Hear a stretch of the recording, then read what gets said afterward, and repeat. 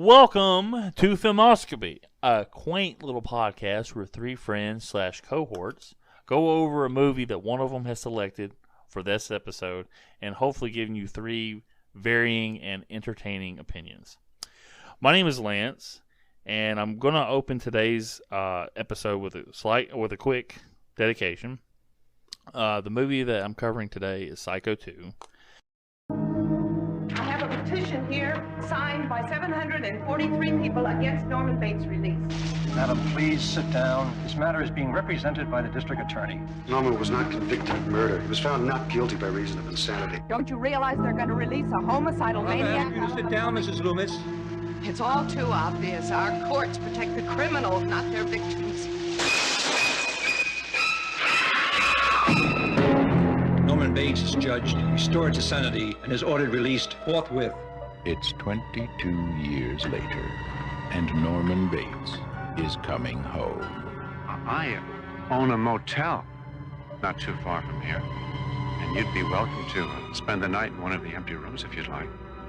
Good night, Mary. And he's back in business. Who is this? My mother is dead.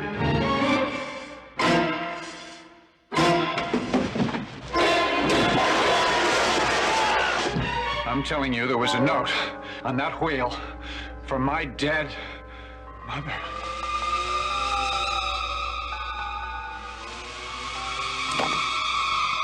Norman, it couldn't be your mother. It had to be someone else. But trust her.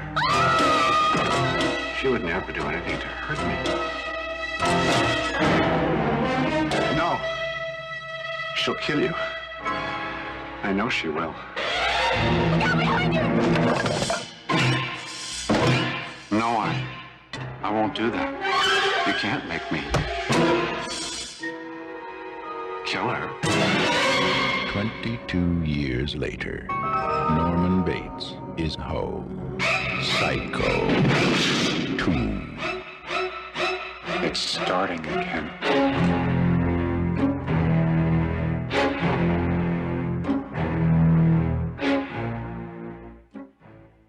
And my grandmother, who just passed away within the last 2 weeks, maybe it's been 3 weeks, time kind of merges after you get to a certain age. She turned me on to these movies when I was younger.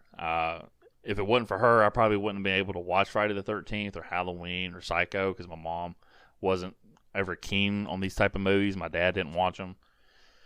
And this movie that I'm covering today really means a lot to me, and she meant a lot to me, obviously, but if it wasn't for her, I wouldn't have been able to see this movie and experience it, and it wouldn't have turned me on to, certain genres or giving certain movies chances, because, if it wasn't for her, she was the one, if it wasn't my dad that was introducing me to movies when I was younger, so I owe a lot to her. I miss you, Grandma, I love you, and I'll see you on the other side. Okay. So, introducing my co-host today, I'll go in alphabetical order. Cody, how are you doing, sir? No, Mother. I can't kill her. I can't fuck her. Mother, I can do it. I need your help to guide it. Please. Mother, give me the strength to maintain this erection. Sit me in my chair and face me toward the bed.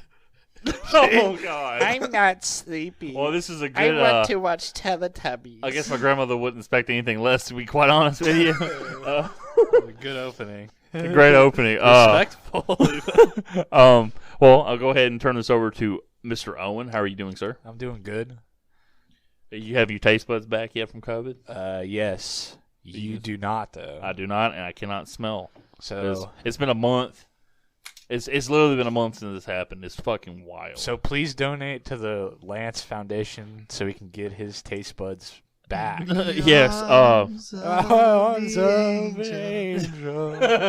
We need Sarah fucking McLaughlin up in this bitch singing. Oh god, we should do like the animal commercial. They look all. We just show a bunch of like sad pictures of you behind cages. Like, They're all black and white. Missing out of a burger, and you're just like super sad looking at it. Yeah. I mean, that would be. I mean, it is kind of sad when I have to eat burgers. I'm going to go ahead and ask the usual question, and then I have another question afterwards. Cody, what is your experience and first introduction to the Psycho movies or series or however you want to call them? So my first introduction to it was a few years ago when you actually showed me Psycho 2. That was the first time I ever saw a Psycho movie. Who in their life hasn't heard what the first Psycho was about, you know? And then later on, when I took introduction to film in college, I had to actually do the first Psycho movie for one of my weekly assignments. I think we may have watched Psycho 3. I think you may have shown me Psycho 3. I had you watch it too. Did you get an A? Yeah, of course I did. I was like, Of course. there's like this Norman guy. There's something about him. He's fucking crazy. Can't you see? Something about him just clicks with me. I don't know what it is. And that is my thesis statement. Owen, what was your introduction to the Psycho series and the movies or sequels that followed? Yeah, like Cody said, I've heard about it. Everybody's seen parodies of the scene with the shower and the blood going down the drain and stuff. So I'd seen that. I think the first reference I've ever seen to it, though, was in Looney Tunes Back in Action, where like one of the actresses like walks in on Bugs taking a shower, and he like dumps like Hershey's chocolate shit down the drain. But then Lance made me watch the first movie probably a couple years ago or a year ago, and I liked it. And then he made me watch the second movie. I didn't make you, but I was kind of forced. Yeah, it was a little forceful. He held me down. He was on the phone. I'm gonna nibble on your neck, and you're gonna watch these movies.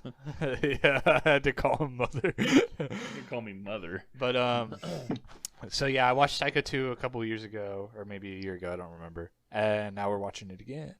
Yes, we did. Now, I'm gonna ask Cody this question, and I'm gonna ask Owen this question. What movie do you consider a classic, or maybe even it's generally considered a classic, that you'd look really sideways at if they made a sequel to it 22 years later? Because, you know, most sequels are just like cash grabs, and they're like nobody returns from the original production and all that good stuff. So, what, Cody, what's a movie you think you would that fits that description? The seminal film Batman Forever. No, I'm kidding. Actually, I was about to say, like, you motherfucker. Semen baby, I can feel it like a kiss from Semen filled. Yeah. the semen filled. No, actually, the movie that I've actually been thinking about this before is Nightmare Before Christmas. And That's a good one. The reason I've been thinking about it anyway is because Disney apparently has like talked about a sequel coming out in the next couple of years. And I mean, that movie is almost 30 years old at this point. And it's just one of those movies that's it's perfect on its own. It doesn't need anything else added. They actually tried to get Tim Burton to make a sequel to it back in the day, and he refused. I think they wanted to like make Jack go to like Thanksgiving Town or whatever, which just sounds awful. But yeah, Nightmare Before Christmas is definitely a movie that would be very weird to have a sequel to, and I really hope they don't make a sequel to.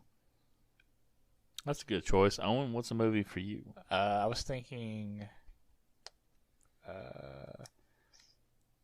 you have like a personal movie. You can do a personal. If there's not one that stands out, it's like, oh, this is a landmark movie, like The Revenant. Yeah. I mean, I could think of like landmark movies. It'd be like it'd be weird if they made like a sequel to fucking like Casablanca or some shit, you know? Yeah, that would be super weird because that would just be. There's not anything you can do with a sequel to that movie. Yeah, I've seen it. So like, what's something from your purse collection that they didn't make a sequel to that you personally? Yeah. For some reason in my head, Full Metal Jacket popped in. Just because Stanley Kubrick and like I think Hitchcock are both like auteur kind of film directors, so it'd be weird. And like another weird thing about it is that they made so Psycho 1's based on a book, right? Yes, it is. And so the guy who wrote the first book that the first movie's based off of, he wrote a sequel book. Yes, he did. But the sequel movie is not based on the sequel book. Yeah, I'll get into that because I've got the notes on all that. Full Metal Jacket, in turn, is also based on a book. And the person who wrote that book, he did a sequel to his book. He was planning on doing like 2 sequels to it, but anyways, yeah. So that's just kind of like a connection there. Mm-hmm. You know, it'd be weird if they made a sequel to Full Metal Jacket. It would. I mean, those are really good choices. I mean, because Full Metal Jacket's from the 70s, right? It's from 80.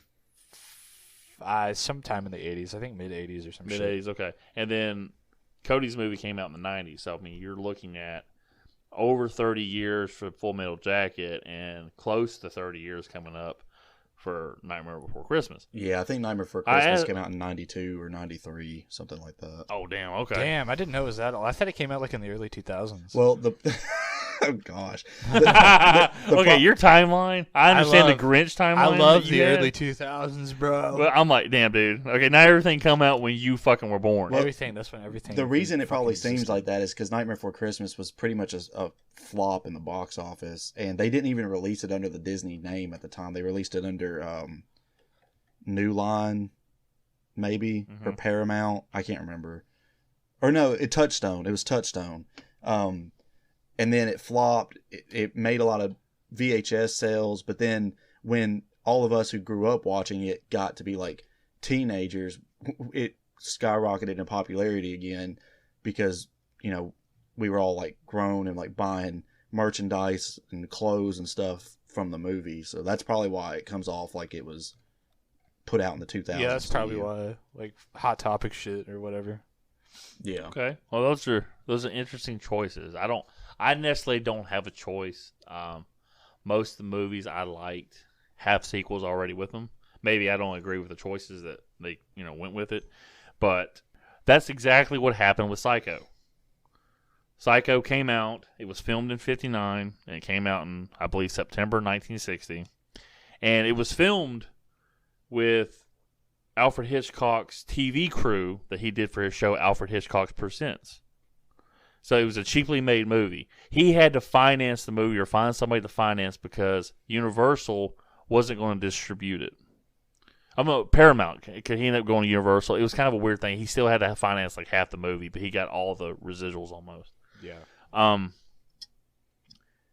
The movie came out, and due to early showings, he got such bad reviews for Psycho.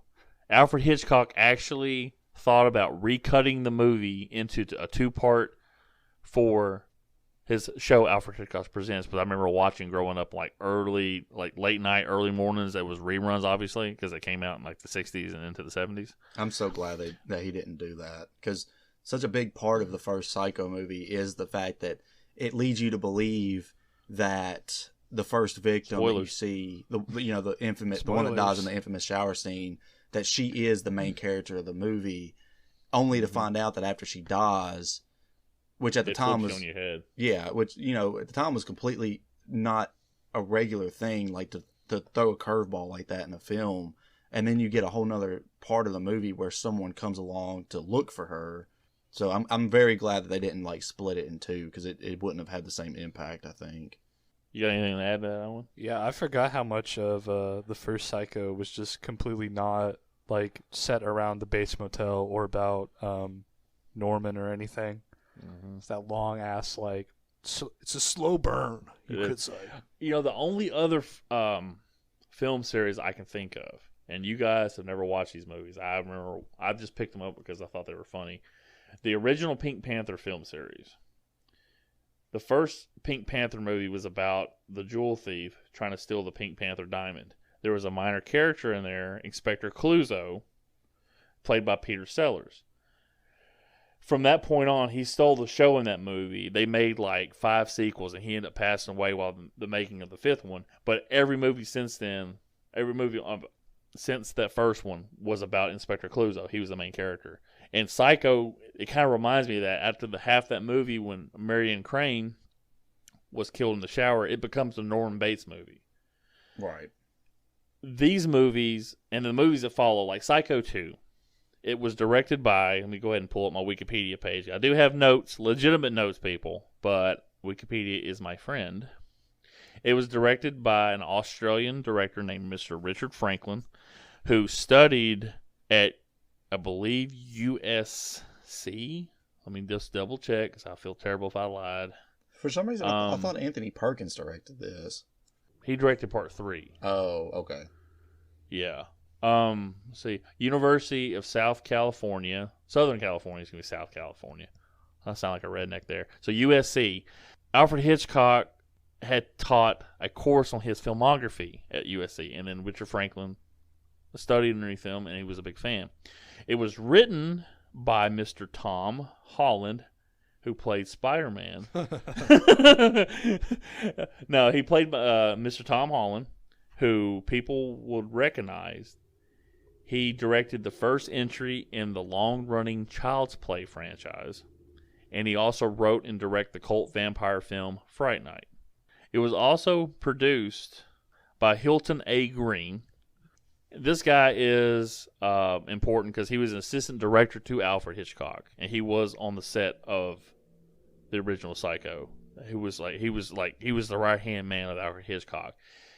Universal had wanted to do this movie, but they wanted to do it as a direct-to-TV movie. They originally, for what I understand, asked Anthony Perkins. They asked Tony, do you want to be part of this movie? And he said no. Anthony, his career was completely stained by Psycho. That's all people wanted him to play. That's all they remembered him by. And he was a budding heartthrob, like in movies. He played in a movie with Jane Fonda, and they wanted him to be the next James Dean character, James Dean type actor.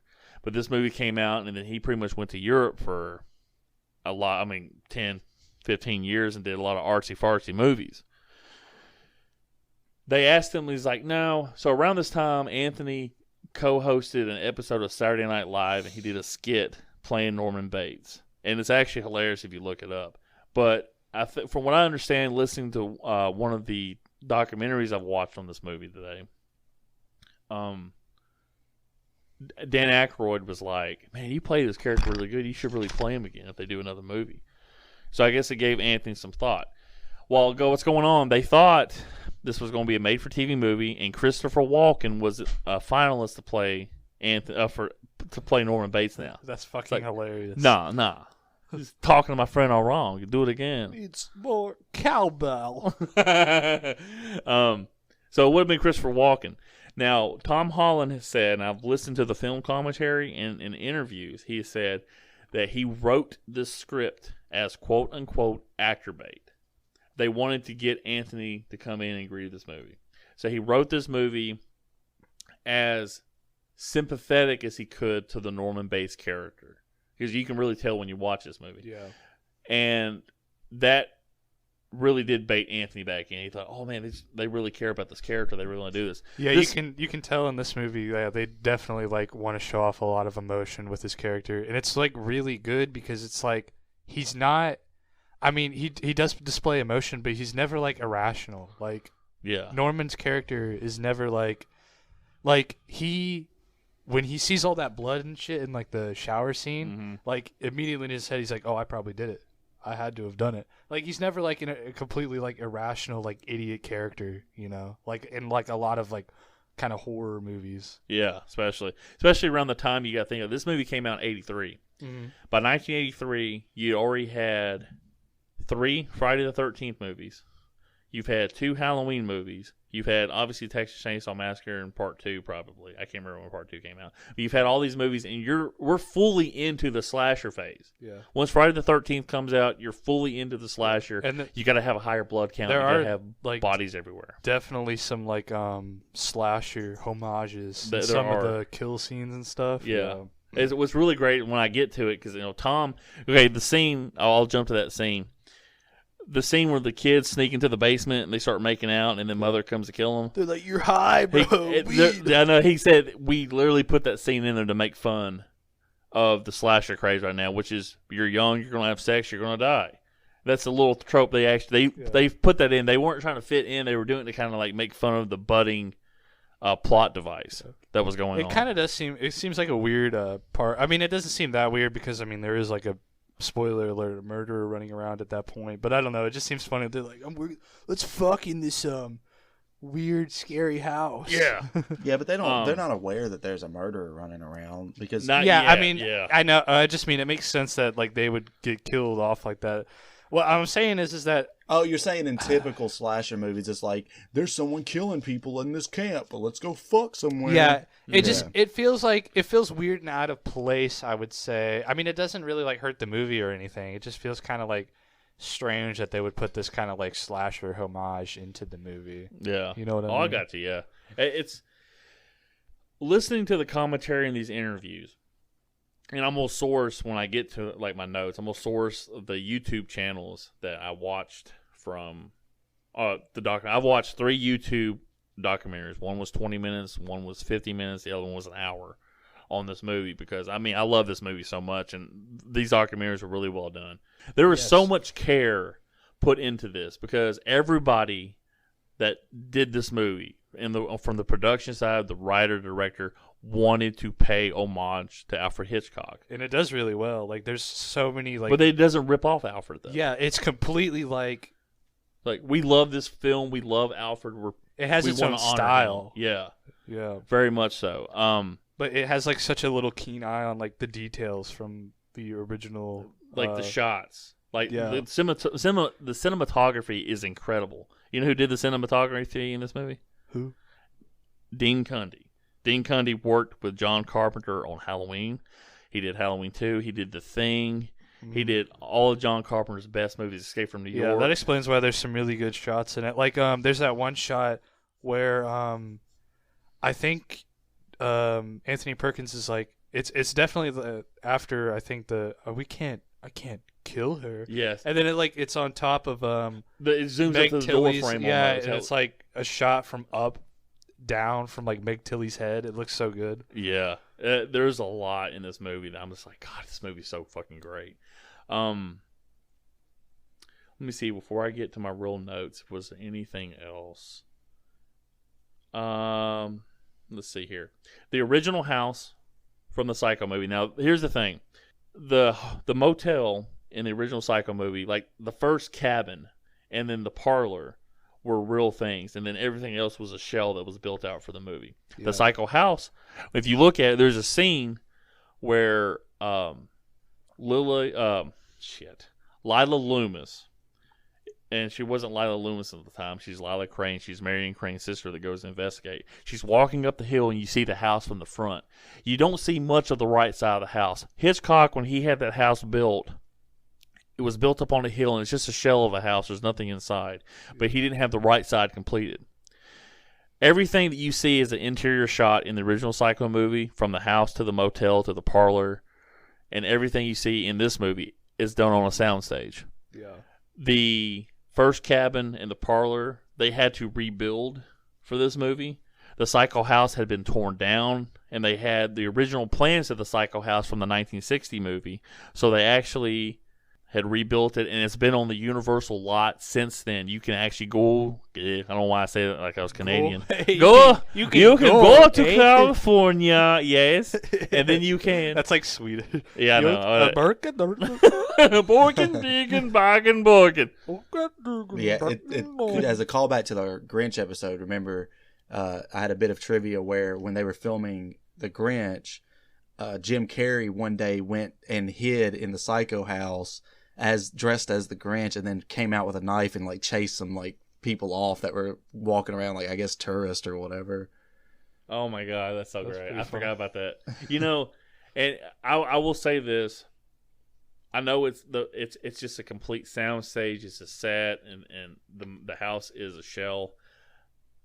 I think the Psycho house is absolutely beautiful. If it was a real fucking thing, the way the house is set up, I think it's absolutely gorgeous. Would you live there? Yes. Oh yeah. I've sat there and joked, if I won a scratch off and won the lottery, I would build my house up for the outside to look like the Psycho house. Yeah, I was thinking about that when I was watching the movie this morning. Like I was like, I love it'd be sort of a pain sometimes, but I love how the house sits on a hill and there's like all those steps that lead up to it. Yeah. Yes. It reminds me. My dad has a house. Does he? Yeah, I know. Yeah, it's a little cardboard box. Like I live in. But he has like the oldest house in our hometown, and like it's really weird. There's like a staircase, and like underneath the staircase, there's like a toilet.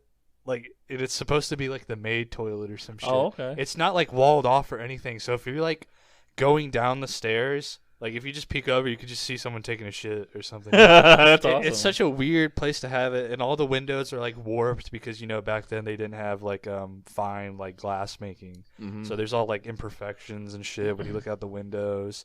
All the like little switches are buttons, like 2 buttons. And the faucets have those separate like hot water, and then the other faucet's cold water. Oh yeah, gosh. But yeah, it's fucking creepy. When I was like going up to his house to see him like over the summers and shit, I would just be sleeping like in the little like living room, and dude, it's fucking like so spooky. And then you see a maid standing there. And then you go ghost. And then Cody. Now Cody, you better leave this in this fucking episode. Please. Do not cut the shit because, like I said, I mean, he cut it out of that fucking Christmas Vacation episode, the ghost story that he said. Cody, go ahead and retell it real quick because we got plenty of time on this episode, but leave this motherfucker in because, I mean, it's a damn good story. I don't know why Cody keeps cutting it. I forgot the ghost story. I don't want anyone to listen to it and be like, what the fuck? This guy's nuts. No, it ain't that. It's fucking incredible. Cody, you are fucking crazy, dude. He told me this story. When we pressed for this, everybody that's listening to this, Cody told me this fucking story. Excuse my French. I told myself I wasn't going to cuss. Haha. Oh, we're not supposed to? No, I wasn't going to cuss. Okay. I'm trying to break this. Cody told me this story like literally 9 o'clock in the fucking morning at his house, which is unrelated to the house that he's talking about, and it gave me fucking goosebumps. I wanted to leave then. And it was his house. I will tell this, but if anyone's listening to this and they hear it, don't be like, well, let's go to Cody's house and investigate. They're like, if Norman Bates is crazy, Cody's a close second. Cody's fucking batshit insane. So there's 2 parts to it basically. When I was a kid, my little sister, who was about 3 years younger than me. This is total bullshit. You don't even have a little sister, dude. So she was afraid of the dark. So at night, she'd have to go to the bathroom, and I'd get up and walk her to the bathroom. And outside of our bathroom door, you have like the walkway basically. And then if you walk out of the bathroom door, to the slight left, there are stairs that go down to the cellar. And there's a door down at the bottom. Is there a of the door stairs. to the cellar, or is the cellar open, Cody? Yeah, there's a door down at the bottom of the cellar. And so I take her to the bathroom one night, I walk her back to her bed, and she asked me who that old man was at the bottom of the stairs. And I was like, I don't know what you're talking about because I didn't see an old man. And she said that she saw an old man at the bottom of the stairs. Now, mind you, she was about 3 years old at this point. So that's the first part. The second part is when I was in middle school. I was in 6th grade, and all my siblings were younger than me, so they would all ride the bus to the elementary school, but we lived around the corner from the middle school, so I would just walk to school every morning. Well, the parents would be at work, they would be gone on the bus, and I would be in the house by myself for a while before I had to go to school. And one morning I just got this eerie feeling, and so I snatch up all my stuff, and I run out the door. And as I'm walking down the street toward the school, I look back toward the house, and there's a little window by the back door that looks into the kitchen. And there looks to be an old person, whether it's a man or a woman, but an old person staring out the window at me as I'm walking down the street. Did you say, "Get the fuck out of my house, you old prick"? Dude, it still kind of takes my breath away listening to the story because I can visualize it. It's hot. It's hot. But that's because I kept thinking about Owen saying his house is creepy. I'm like, we gotta get Cody's story back in here. Yeah, I didn't have any ghost stories from when I stayed at his house. I usually like I always kept my fucking headphones in and like YouTube videos playing because I did not want like any fucking to like look around at all. The only thing spooky about your stays in that house was in your pants. Yeah, watching Pornhub Premium. You got yourself a little spooky going on. I was like, or the fucking whatever the Pornhub like theme song is with the drums. Boom, boom, boom. Yeah, I know what you're talking about. Well, the ghosts were scared of me. They're like, "Oh no, he's jerking off! Run!" Well, on that light note, no, I'm just kidding. I got a hot take about this movie before I get into the finishing of the production into the movie. Actually, I hate this fucking movie. No.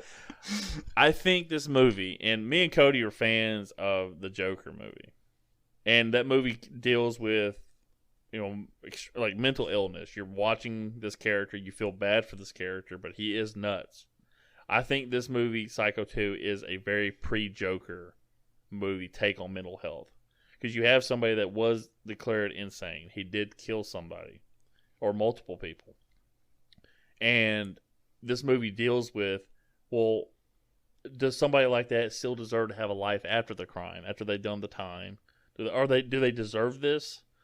And what the effect is it has on other people. So to me, Anthony, I mean, it's not like as extreme as the Joker movie, obviously, but to me, it in spirit, I think there are there's some similarities between the dynamic of both movies. Yeah, and to add on to that, another thing that it really deals with as far as the mental illness goes, and I really noticed this time around, is that he was committed to an institution, and he seemingly had been rehabilitated, but due to these people that didn't like the fact that he was getting out in the first place, tormenting him, it like basically re-broke his brain.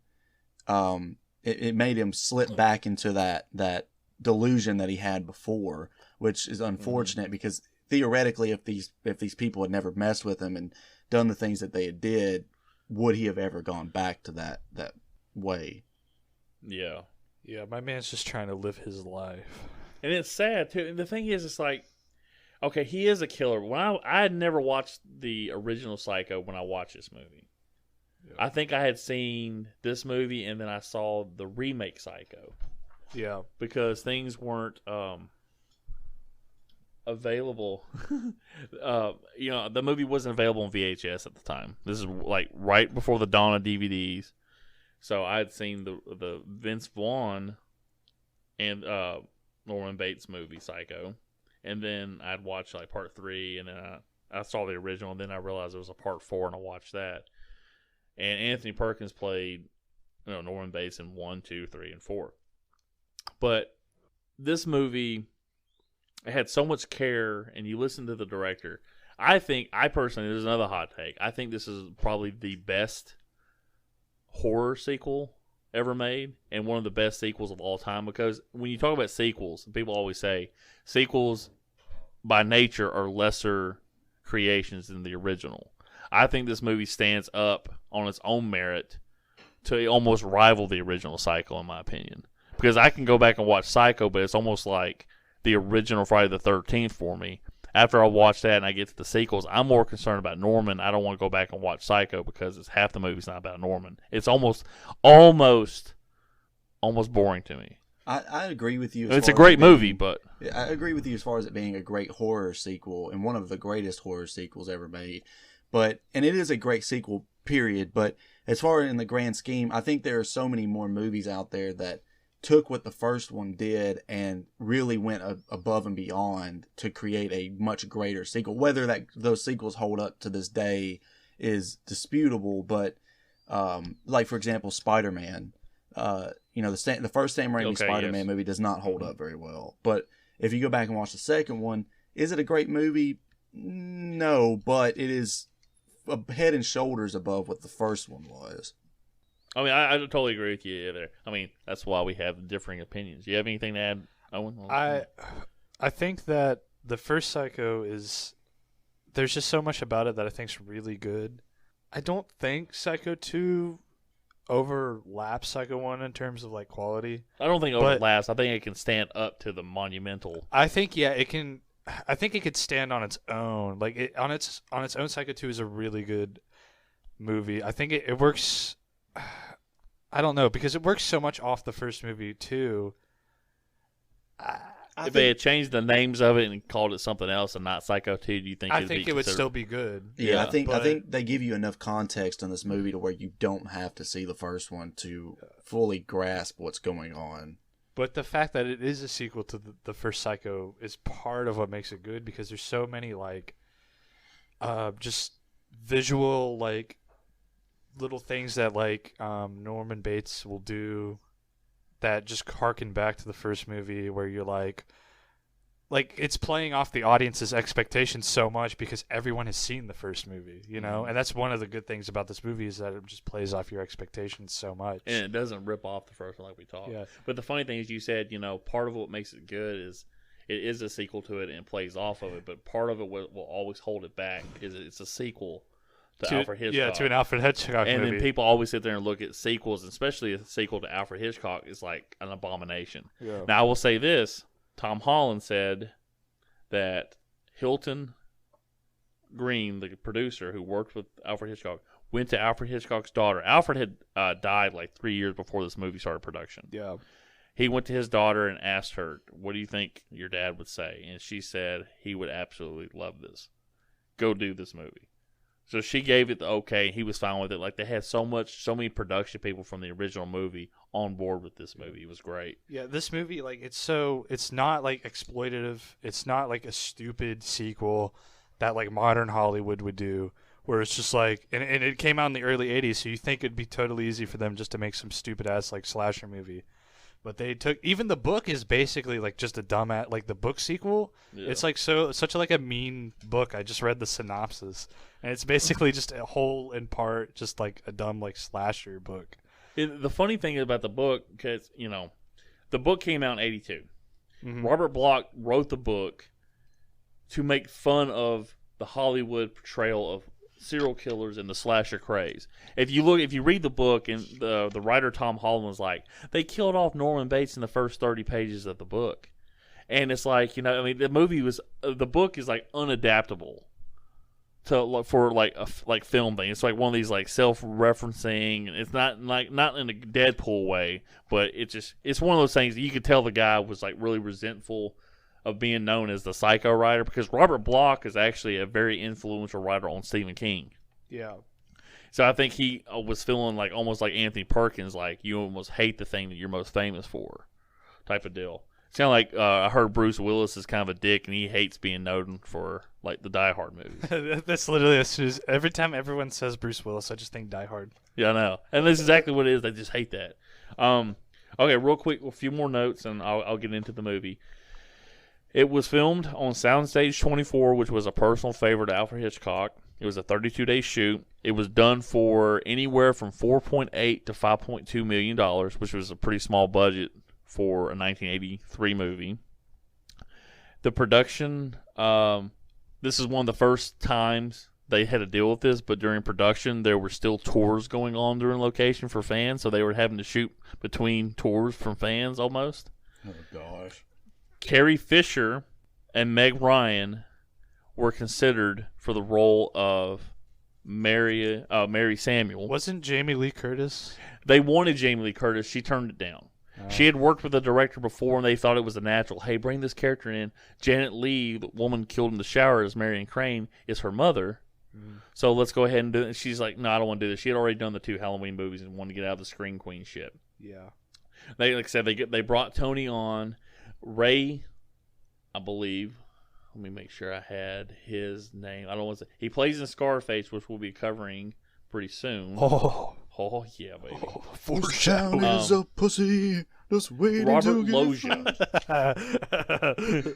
Robert Loggia, who played in Scarface, plays Dr. Bill Raymond. Robert Loggia. And the name I messed up, Miss Vera Miles, is the one that played Lila Loomis. She played in the original Psycho movie.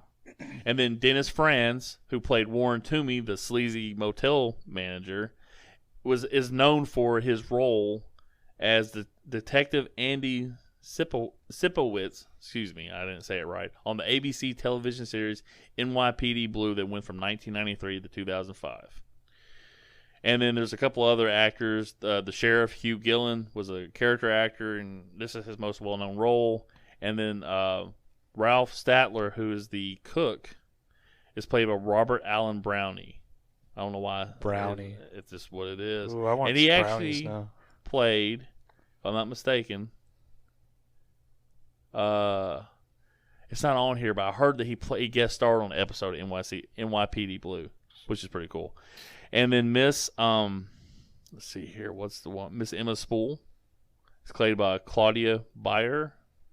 And this is pretty much what the main thing she was known for. She played a lot of other things, but this is her main role that I remember her as. And then obviously, Mother is played by, oh my Lord, where's the woman's name? The Voice. Yes, hold on a second. I'm not tired yet. Face Played by me, toward dude. the window so I can watch you bang all those whores. Oh my not God! tired. Give me my juice and put on Care Bears, please. Care Bears. I'm not sleepy yet. I found out this. Virginia Gregg played the voice of Mother in the original movie, and she played the voice of Mother in 2 and in 3, and 3 was her last acting role. She's uncredited in it, but that was always her. And in the original Psycho movie, they had 3 different voices that Hitchcock would merge together so people wouldn't try to guess who the voice was. But the last speech when Norman's in the house, she's like, I'm not even going to swat that fly. They're going to see, and that I'm as still as a bird or whatever. That's actually Virginia Craig. So that's Mother. Question for you. Did you say how much? Was this a theatrical release movie? Yes, it was. Now, in commentary, worldwide, and there's no worldwide numbers, it made almost $35 million domestically, which is a lot. Yeah. But he said, the writer said, worldwide it made close to $90 million. I can't find anything to support that. I don't think they have that number recorded. All right. Like, recorded for my purposes that I need for this damn thing. Yeah, even 30-something million domestically against a $5 million budget is really good. So. Oh, and guess what else? It came out. It opened second only to Return of the Jedi at the box office. Damn. So that just gives you like the reference points. Like, wow, this came out during like Return of the Jedi. Let's see here. Found out Tony did not get his back end money off what the movie was made, and he sued the production company. They called him, and one of the people said that, look, if you go through this lawsuit, you'll never work in Hollywood again. And Tony reportedly laughed at him and says, yeah, until you need me again. So, and that's what happened. So it ended up happening. Tony ended up directing part 3. That was his price for coming back for part 3 because he didn't get his money for this movie. Yeah.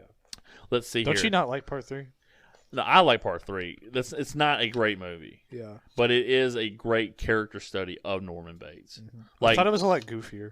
I mean, it's more European. It has a very European sense. So that's what they said about Tony. He had a very European sense. He wasn't very narrative driven. He was very mood driven in his film. Okay. And I think it's good. I suggest anybody to watch it because it's you see what Norman sees, like the dead corpse of Mother's laying in the bed, and he's sitting there like he hears her voice. She goes, "Bring me the knife," and he looks over. He goes, "Huh!" And she's sitting up. She's obviously not sitting up, but we see what he sees. Yeah. And he's having conversations with his mother and shit like that, and it's just it's really fucking. It's the a wild cover movie. of the movie makes me laugh because it's him like holding this key and he's like Yeah. smiling. He's like, "You gonna take it?" And it's Cody, actually a musical number. So Yeah, I know. when you're seeing through his eyes, he sings, "Do you see what I see?" He sings Danzig. He's like, "Mother." He's like, "Can I get the blood to run up the walls?" That's an Aqua Teen reference. I got to do a quick shout out. The notes that I've had have been from 3 YouTube videos. The first one's, I'll have these linked to Cody so he can put them in the description of the podcast, and I will link them on Twitter as well. The title of the thing is Criminally Underrated Movies, Psycho 2 by Collative Learning. Another one was The Story of Psycho 2 by Leighton Eversole. I swear his videos are long, but the production values are incredible, and his film reviews are impeccable, in my opinion. And the other one, I can't remember off the top of my head, but I do have to give a quick shout out to our friends at Real Bad Dudes Cast. Their 5th episode ever, I believe, they covered Psycho 2. They did all the Psycho movies, but they did Psycho 2, and I've listened to it probably 3 or 4 times. They're the first guys that I've seen a film review on the Psycho movies and done the sequels. And just got to give a quick shout out to them. I'll link their episode in as well. So I guess it's time to start on the movie. The music, because the music is a huge part of this movie for me. Yeah, it's absolutely fucking beautiful. It's done by Mr. Jerry Goldsmith, who was a mentor to, what is that boy's name? Who's the guy that did all the Star Wars movies? John Williams? Yeah. They wanted John Williams to do the movie. He wasn't able to, so he got his mentor to do it. And for what I understand was, if they didn't like the music, I heard this somewhere, if they didn't like the music that Jerry came up with, John said he would have cut the movie for free. He would have done the musical score for free. So that's just something like that. The music, to me, is the first thing I noticed when I first watched this movie at like probably 10, 11 years old. It's really sad. The musical score, like the piano, I actually have the soundtrack. I don't have many soundtracks to movies. I have the soundtrack, and it's something I actually listen to in my vehicle when I drive to work and when I ride around it sometimes. I really love just the sad, pathetic music it sounds like. And this movie, on more than one occasion by people that were involved with it, consider this movie a tragedy, not so much a horror movie. Yeah. Because it is Norman, and it does deal with, all these elements. So like I said, I have it's a very pre-Joker-esque movie, obviously with the slasher influence and trying to fit in with the slasher craze at the time. But so movie starts out with a court. Well, actually, it starts out with the iconic shower scene from the original movie that sets it up, and you hear Norman go, "Mother! Oh God, Mother! Blood! Blood!" And then it slowly transitions to color from that scene, and the music plays, and it's fucking incredible.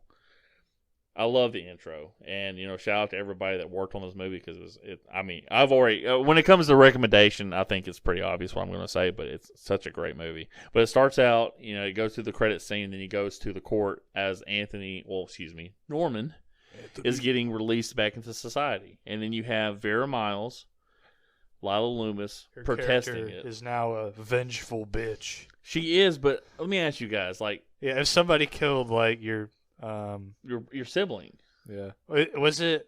It's her sister that's in the shower. Okay, I thought it was either her sister or her sister-in-law. No, it's her sister. Okay. And this is a weird thing. She married Sam Loomis from the first movie, the guy with the black hair that wrestles with Norman in the basement. The big fucking 1940s actor. Yeah, he was dude. such a see. He actually, the character Sam Loomis is actually boinking Marion Crane. So after, they're in love, they're going to get married and all this other stuff. So after Marion gets killed, what happens in the 22 years is that him and Lila get together, get married, and have a child. Okay. So it's really weird how that thing is. Well, Lila jumps up and says she has a petition signed by, and this is the one plot hole in the movie that doesn't match the original Psycho. She says, "I have signatures from the 7 relatives of the 7 victims that he murdered. I went back and I've counted it multiple times just to make sure I wasn't crazy. Norman has killed his mother, her boyfriend, 2 women that you don't see but you see them in Psycho 4, Marion Crane, and the private investigator. That's 6. Who's the 7th person?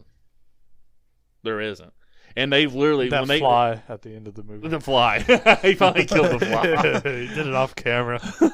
You see a bunch of flies sitting at the bench going. There's a bunch of maggots with pens, and they're signing on the paper. But Norman, not Norman. That was the one thing that the writer said. Him and the director, they mapped out a big outline from the movie, and they cross-referenced with the script of the original movie and the original movie itself to make sure they had everything right. And that's literally the only plot hole I can see in this movie that doesn't match the first one, which is really rare when you get to sequels. You have so many sequels where it's oh yeah, we retcon that, Yeah, they bring up so much shit. They bring up the fucking the old sheriff who was in the first movie. Well, they were originally going to have him back in. Oh, the original sheriff, but he declined. I think he just declined. They were going to have the original psychiatrist at the end of the movie. He's and at the end, Norman became his mother. Yeah. He said, he declined to come back. He actually passed away 2 months after the movie was released. They should have brought back that fly also. Yeah. I ain't gonna stop that fly. I think that fly was dead the next day after that movie. No! But yeah, Lila gets really pissed, and the judge tells her, like, nothing you were gonna say pretty much is going to stop our decision. She's like, shut the fuck up, bitch. And then she does say a comment though that you kind of feel, if it makes you feel something. She goes, "It's obvious the court protects the criminals, not the victims." Yeah, and there's a lot of people that feel that way.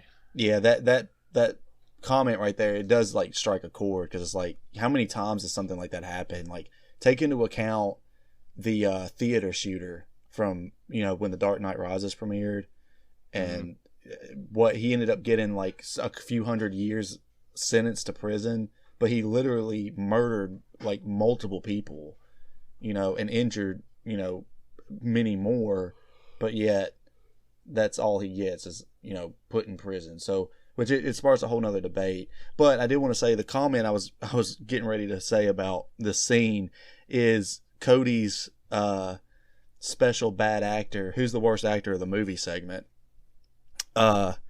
is the one of the lawyers when the actor with the glasses. I think so. It's the one when he's a district attorney. Yeah, yeah. The judge asked him, like, "Hey, did you not speak to her?" And he's like, "I told her the petition didn't have any impact on the He's readings." very monotone and just kind of stares. It's like, oh gosh. Who's that one guy who Bueller? Yeah, that's the guy with the clear eyes. They should have got him. That would have been that probably would have brought more life to that role. Well, Norman is freed, and Norman stands up, looks at his doctor, he goes, "Is that it?" And he's like, "That's it, Norman." And they shake hands, and they walk out of the courtroom. You see Lila Loomis on the phone with somebody saying, "They let him go. Can you believe it?" And then she gets in a big argument with Raymond and, storms off.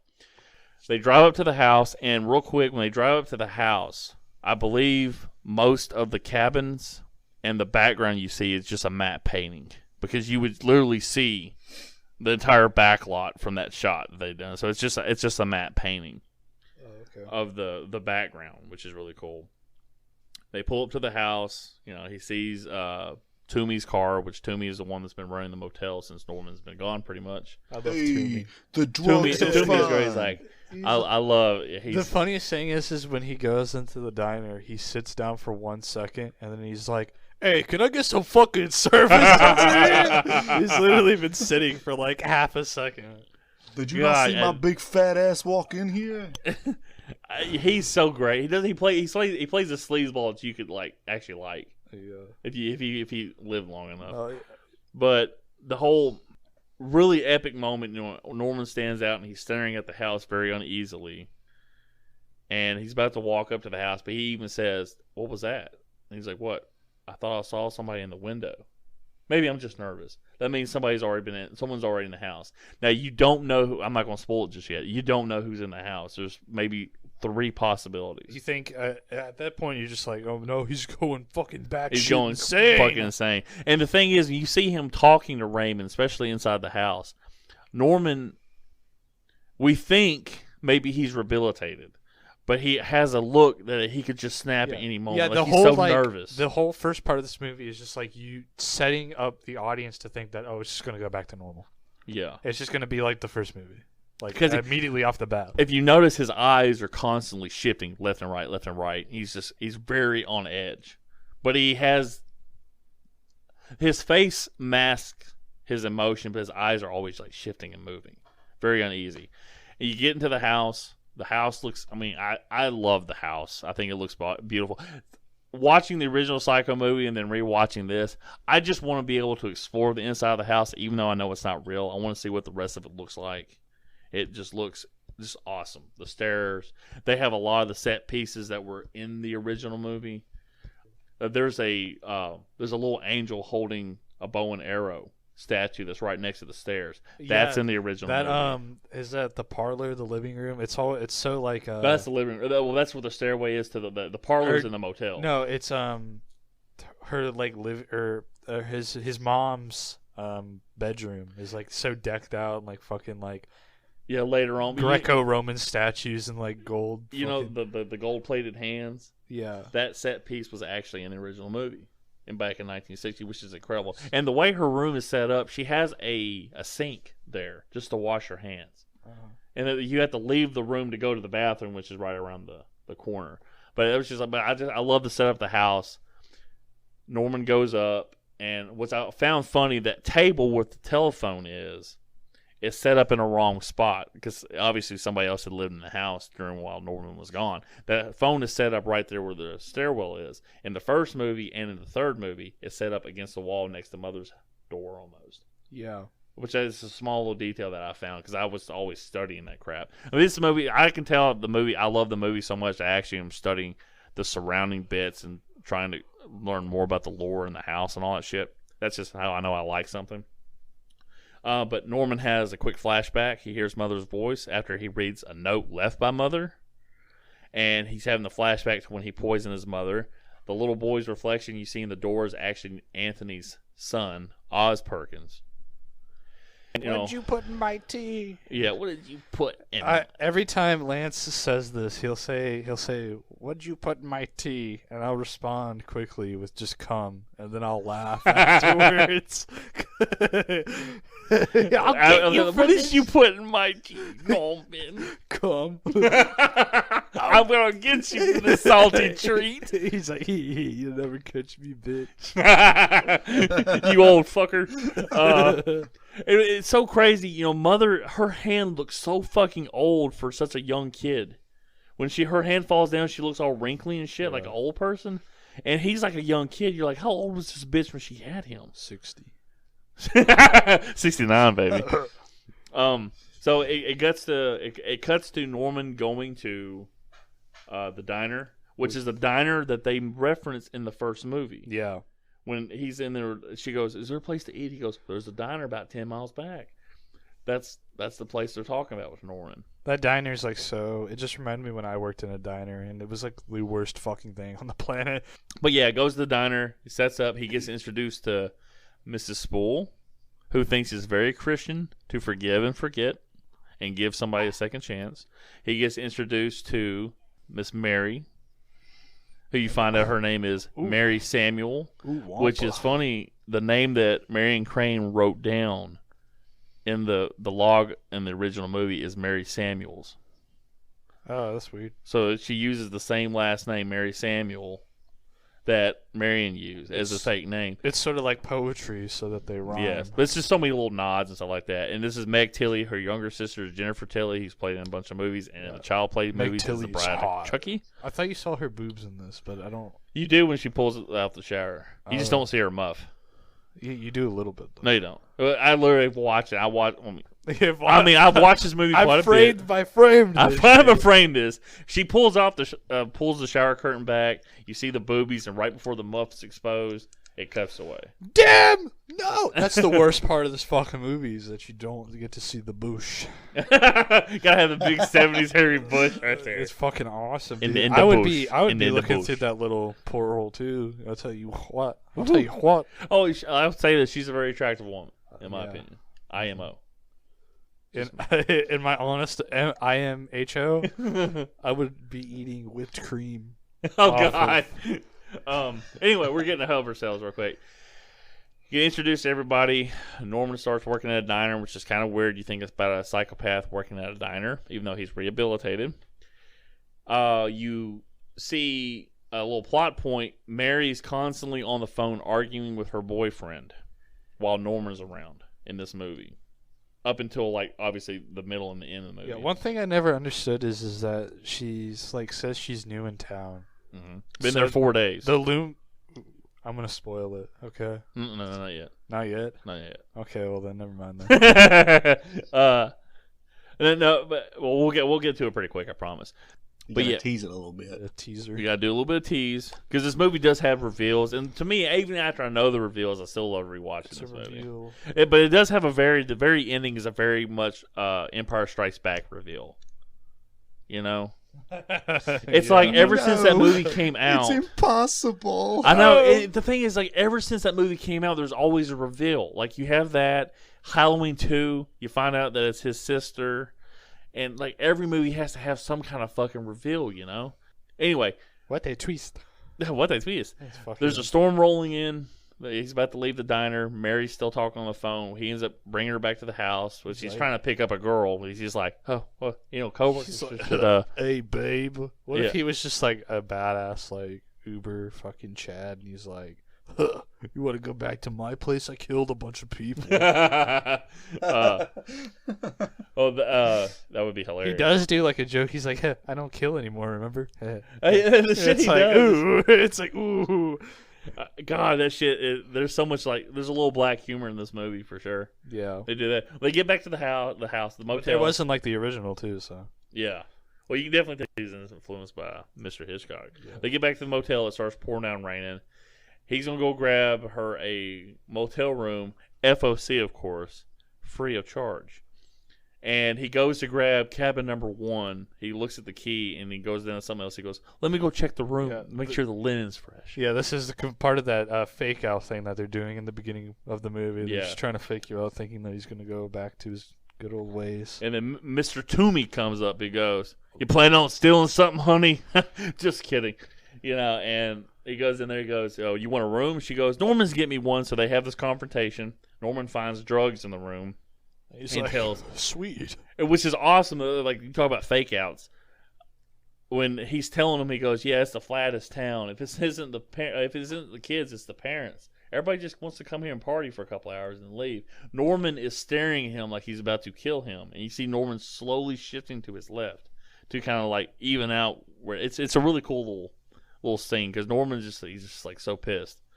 And he tells him, you're fired.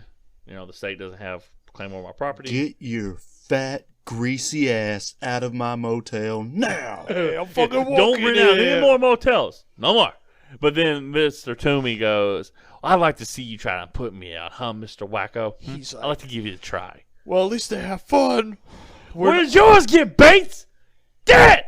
Murdered by you loony! That's fucked up. Mr. Toomey, get out of here and go run a pizzeria or drive a cab. Yeah, fucking Mario. Mario without his hat. Go on. Go to the Godfather, you piece of shit. But we get back up to the house. Mary, Norman's like, she's like, maybe I should call my boyfriend. I didn't mean to like yell at him and stuff like that. So Norman goes in there and he's about to make tea or coffee or whatever, but he has that container that he keeps looking at. When he opens up that cabinet, it's a little old container. That's where he keeps the strychnine in it. Yeah. That's the poison. But then, he's trying to make a sandwich. It's funny that he doesn't just like throw that shit out.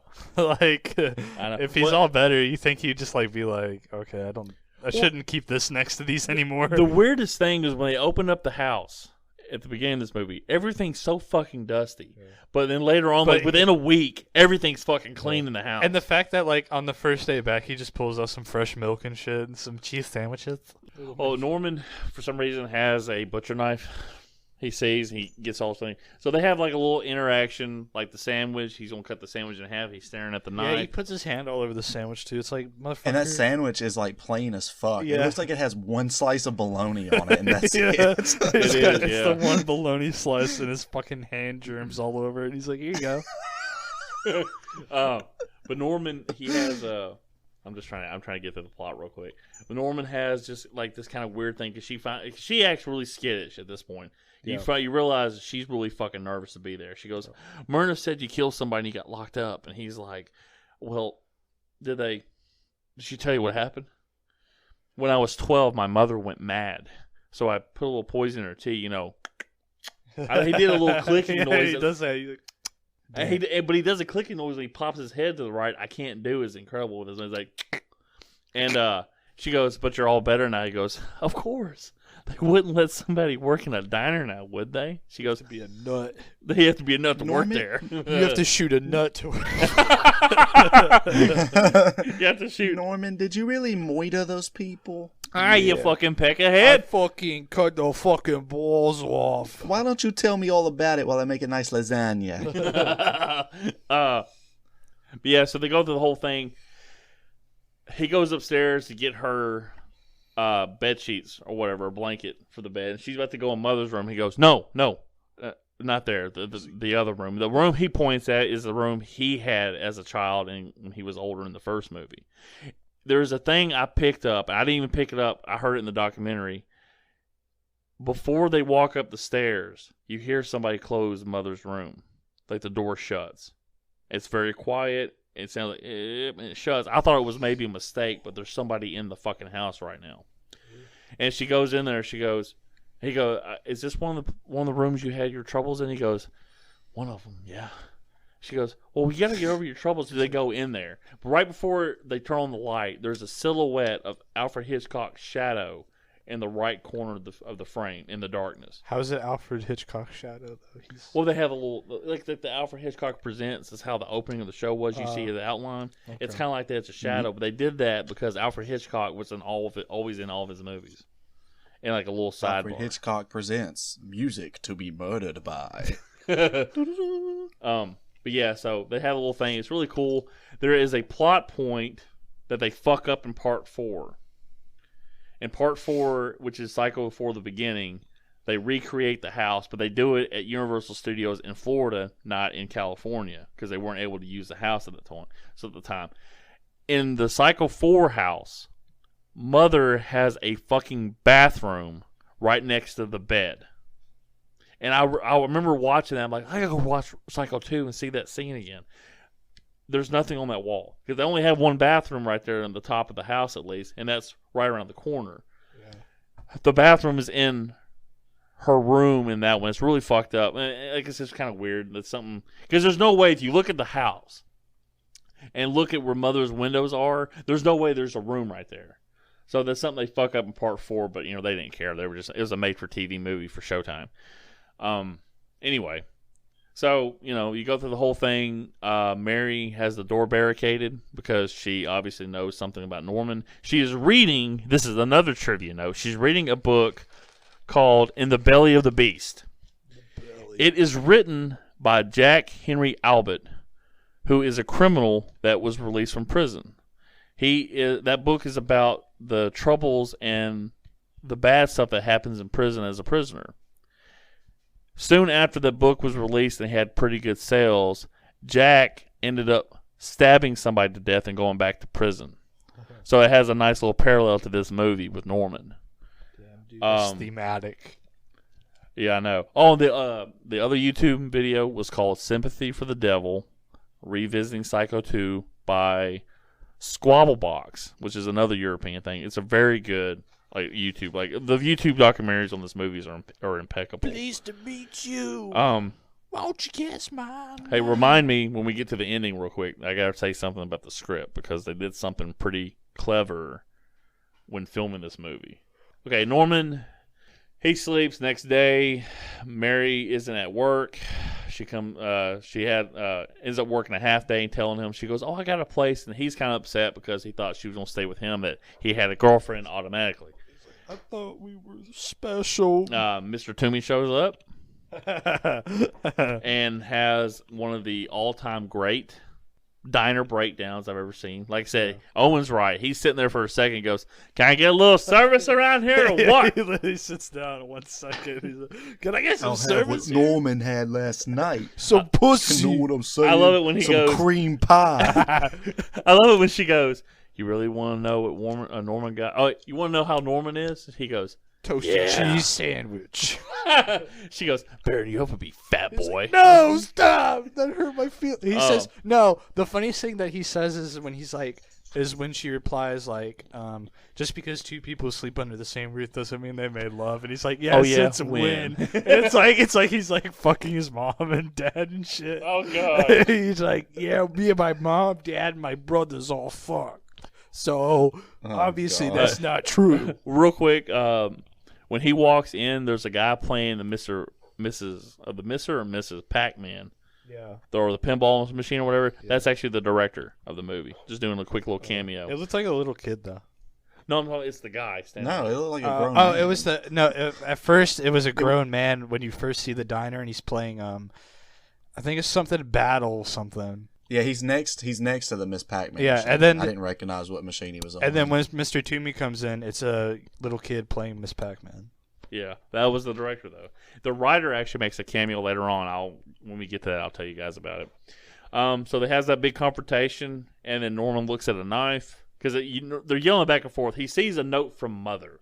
Mother left him a note, and I sat there and thought, okay, maybe Mary wrote it. Because you straight up see Mr. Toomey like put his hand on the thing. Like it looks like he's putting a note on the thing. But we all know who actually left the note. Spoiler alert coming up later.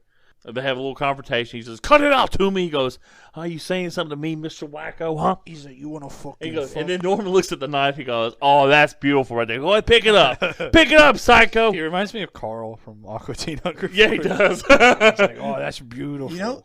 You know what's weird is that she leaves the note, and it is something that is completely reminiscent of what his mother would say, but it's like, how would she know? It seemed, yeah. How would she know that's how she would act? Because it seems almost like they were estranged when she was still alive. So yeah, it's kind of weird. That's the thing. We're going to have to like get into.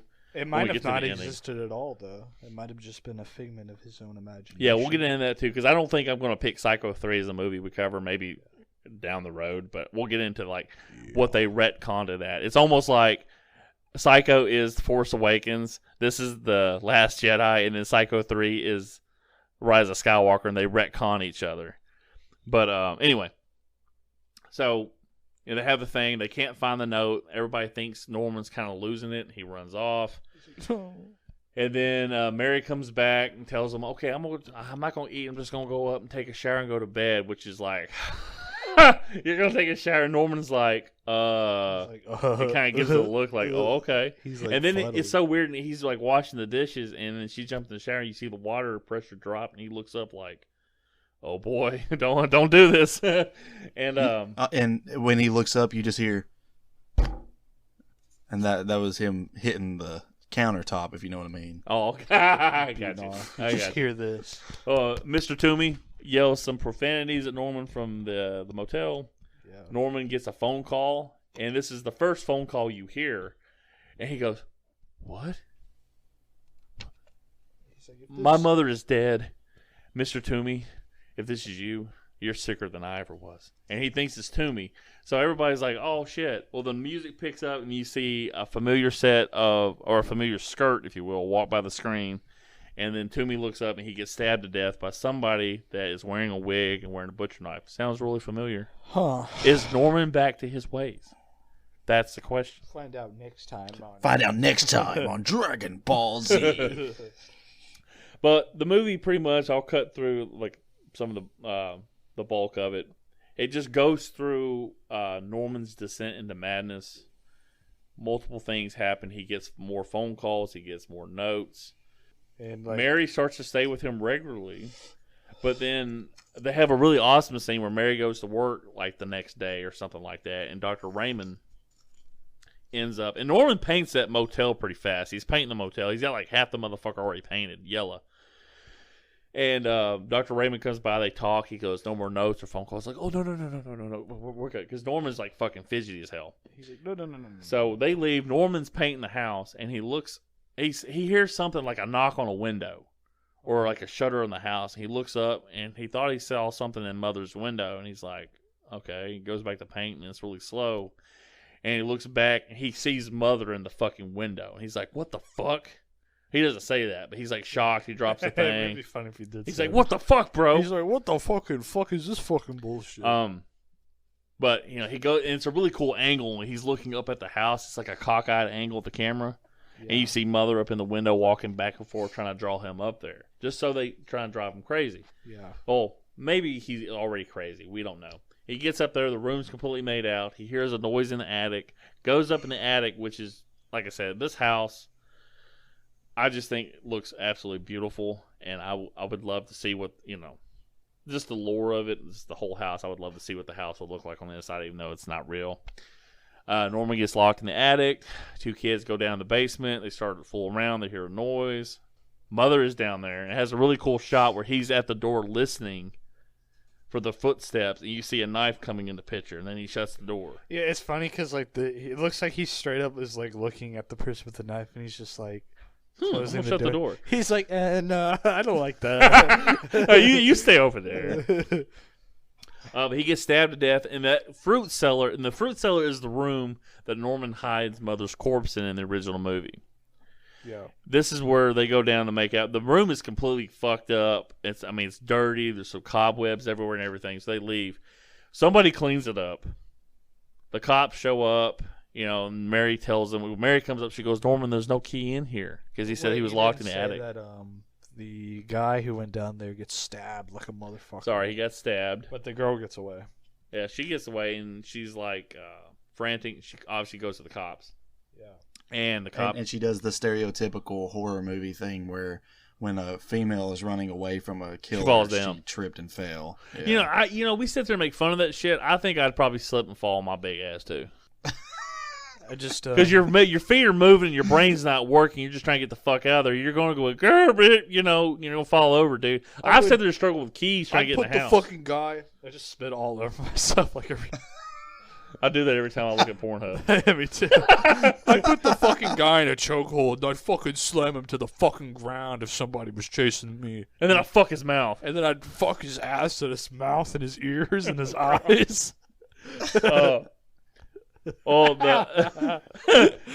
anyway, this is preemptively, just so, before he could do it to me, of course. Okay, there's the weird part is when we find out about Mary later on, this is her moment that she can turn Norman in because the cops show up and she tells him, Norman, whatever you say, don't tell him about the room or the attic. Yeah. He's like, and then they lie and they go down the fruit cellar, which is completely cleaned up. Even the fucking shelf that was broken is even fixed. Yeah. And the cool thing is, and I think this is what happens if you don't actually clean a window, if you leave fingerprints on it. Like the fingerprints, even if you dust off the window, it will still show up there. Yeah.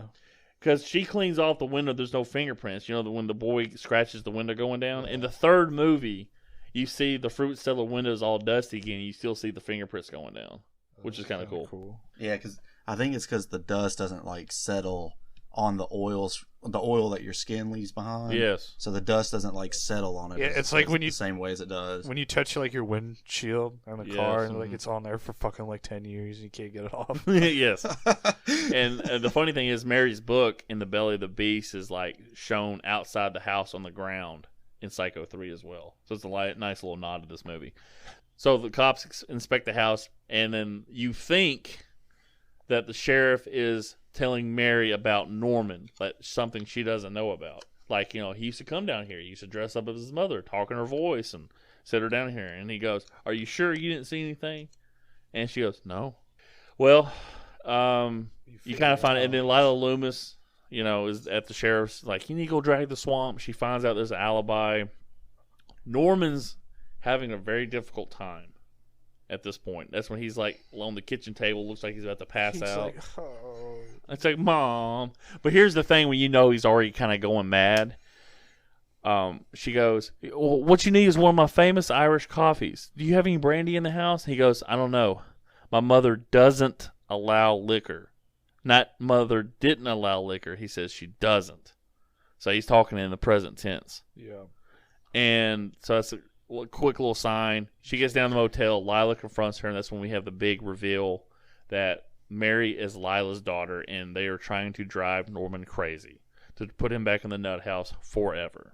Nut house, which is kind of, which is kind of like, why don't you just kill the poor bastard?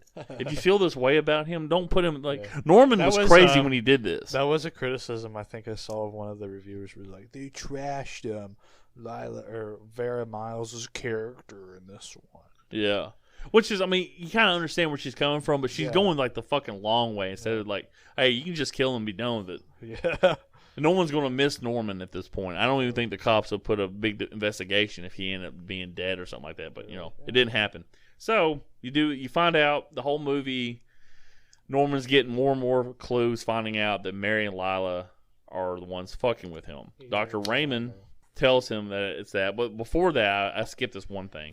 They think somebody's in the house after that. because Mary sees the peephole again, which she's already noticed, which is kind of weird. She looks up at the peephole, excuse me. The peephole. He's like, just look it up. Look at that's a penis. She looks up at the peephole like because the blood comes up, and that's where Norman goes. There's blood coming out of your peel, dude. Oh God, you better get that checked. That's so gross. I'm thinking about this, and I can't even taste or anything. But that's when the blood comes up from the toilet because somebody flushed a towel down there after they cleaned up, and there's blood coming up from the drains. And then she goes, "How'd that get down there?" He goes, "I flushed it down there when I killed that kid." Yeah. And she's like, "Norman, you didn't do this." He goes, "How do you know?" Even I don't know. I always blacked out when and then he would he kind of clenches his fist and because he's getting confused again. Mary is looking around upstairs. Norman's downstairs. He grabs the knife, and then he's walking slowly in the hallway, and he looks down at the basement door. You hear, "Norman." So he runs upstairs, shuts the bedroom door. Mary's in there looking, and she's like, "What's going on?" He goes, "My mother's downstairs, and she'll kill you. I know she will." And she's like, "Your mother's dead." She's like, "Norman, your mother's dead. Come on, let's go down there and look." He goes, No. It's safe up here. It always has been." Doesn't he say something like, "Mrs. Bates is dead. This is No, that's later on. Okay. That's the next day. Spoilers. Spoiler alert. So, one of the more emotional. I just thought of something. If his last name is Bates and he's now the owner of the home, he's Master would you address Bates. him as Master Bates? You guys are actually. I think someone else has done that joke. Well, Alfred Hitchcock called Anthony Perkins Master Bates on set of the original Psycho. Master Bates. Master Bates. Like, I'm fucking coming. I'm coming for you.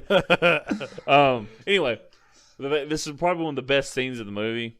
Norman, he has the door locked and he's walking around with a knife. You think he's about to kill her in her sleep. She goes, "Norman, what are you doing?" He goes, I'm just guarding." And then he looks out the window and he goes, "I'm becoming confused again, aren't I?" And she goes, "Of course not." And he turns around really aggressively. He goes, "Don't lie to me, not you." And she goes, "Okay, you are becoming crazy again." And that's when he gets down on his hands and knees like he's praying. And he goes, just don't let them take me back to the hospital, please." Yeah, there's just some really good acting all around. Yeah, they really got good chemistry, and the whole thing when she's like, holding him, he goes, "You smell like toasted cheese." Like toasted, which is supposed to be grilled chease, but it's toasted cheese sandwiches. You she goes, smell "What?" like strawberries. You smell like. I like strawberries. But it is kind of sad though. It goes like, she used to do a lot of nice things for me before. When she became, he starts like, she goes, "Calm down, just remember all the good things." He goes, "I can't. The doctors took them all away, except for those sandwiches." And it's like, damn, man, The fucking sandwiches. So anyway, Raymond comes by. He says, his real mother's been calling. He goes, "Mrs. Bates, she wasn't my mother. This is my real mother." And he's like, "Norman, you are a motherfucker." He goes, Raymond goes, "We've already discussed this multiple times. Once you accepted the fact that you killed your mother, her memory would hold no hold of you." He goes, so he takes him to the cemetery to dig up Mrs. Bates' body, and obviously he goes, "She's dead, isn't she?" He goes, "Yes." He goes, "And she's not coming back to life." He goes, "Back to life?" And he looks back and goes, "No." So you find out Norman's still getting calls. They have one where he calls. He goes, they actually finds out it's Lila Loomis. And he goes, "Hello, Mrs. Loomis. How are you?" He goes, "I'm sorry, Mother." And then he's doing the whole thing, talking to Mother and shit like that. And Mary runs upstairs. Well, this is the whole scene that we always like. I thought he was fucking with her when I first watched the movie. I thought he was just like messing with her because he smiles when he hangs up the phone. Yeah, he had already kind of confronted her like before that. Like, "I know you're fucking with me, trying to put me in the nut house with your mom." Yeah, but she hadn't spilled the beans yet. No, yeah, it was really cool. That's that cool scene you were talking about when he goes, "No, I won't kill her." No, he goes, "No, I won't." He goes, "You can't make me kill her." One, isn't it? Not that one. No, because she's not dressed up like Mother yet.